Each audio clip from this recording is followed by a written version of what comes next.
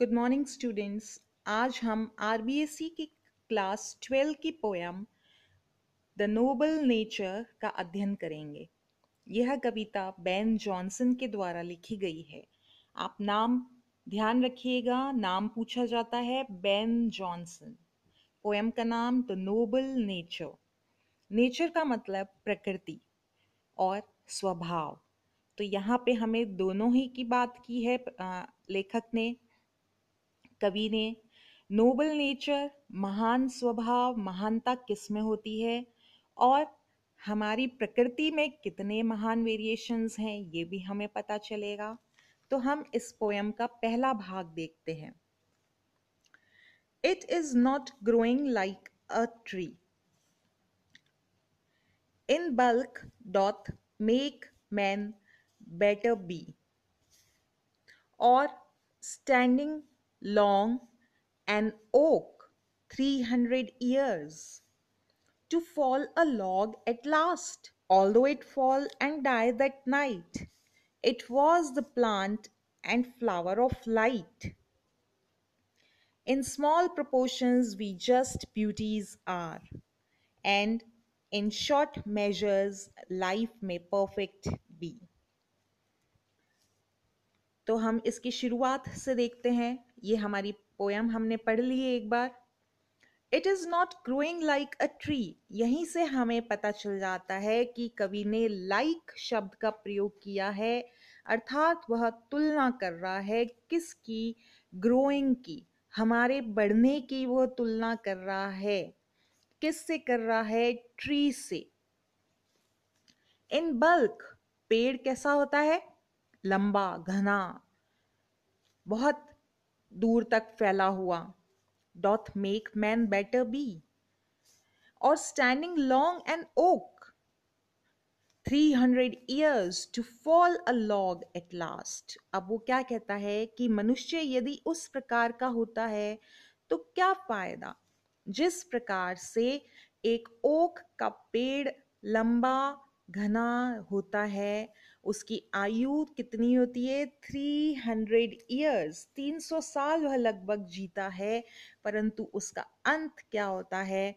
वह एक लकड़ी के गट्ठर की तरह सूख जाता है और उसके ऊपर पत्ते नहीं रहते। बैल्ड माने गंजा हो जाता है। तो पेड़ कैसे गंजा होएगा? उसके पत्ते हट जाते हैं एंड सियर, बिल्कुल सूख जाता है, वो किसी काम का नहीं रहता।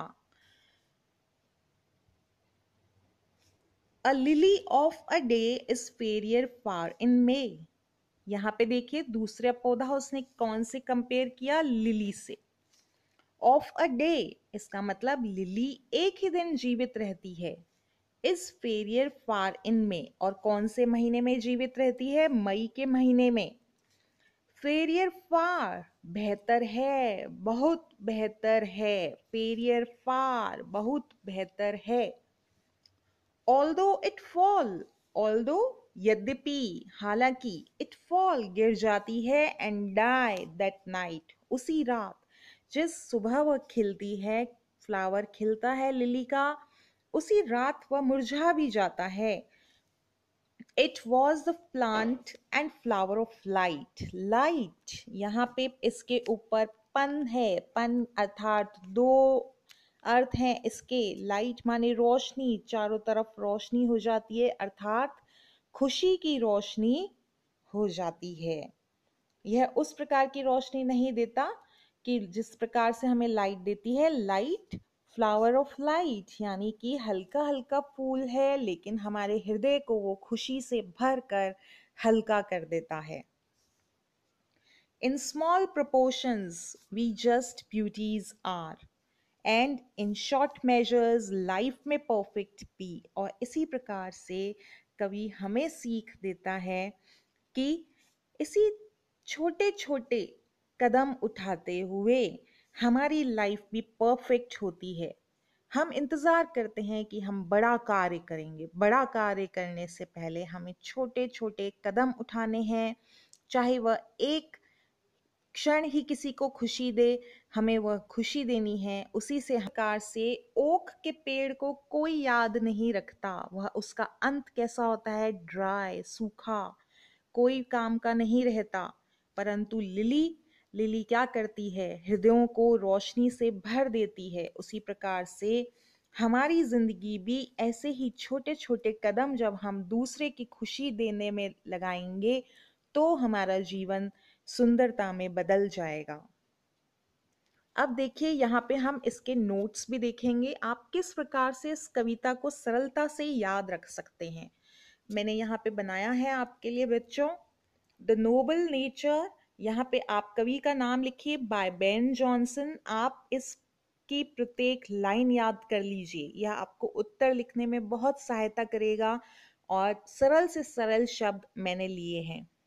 Compares man's life to to, दो से वो तुलना, कंपेयर का अर्थ होता है तुलना। कंपेयर का अर्थ क्या है? तुलना। वो तुलना कर रहा है किससे? दो चीजों से, प्रकृति की दो चीजों से। एन ओक ट्री, हमने इस तरीके से ये लाइन लगा ली और दो हमने भाग बना लिए, एन ओक ट्री और एक लिली फ्लावर। आप आगे लिख सकते हैं लिली प्लांट या फ्लावर से वो तुलना कर रहा है कि किस प्रकार से वो में अंतर है। लिव्स फॉर, जो ओक का पेड़ है वो कितने वर्ष रहता है? 300 ईयर्स, 300 साल, अर्थात उसका लंबा जीवन है, a long life. Lily, lily वाले में देखते हैं, lives for a day in the month of May, और एक ही दिन रहता है, अ डे यानी एक दिन, और मई के महीने में रहता है। तो यहाँ पे हमारे दो तीन प्रश्न हम सीख सकते हैं। यदि वह पूछा जाता है कि किससे कंपेयर किया, तो ओक ट्री और लिली से,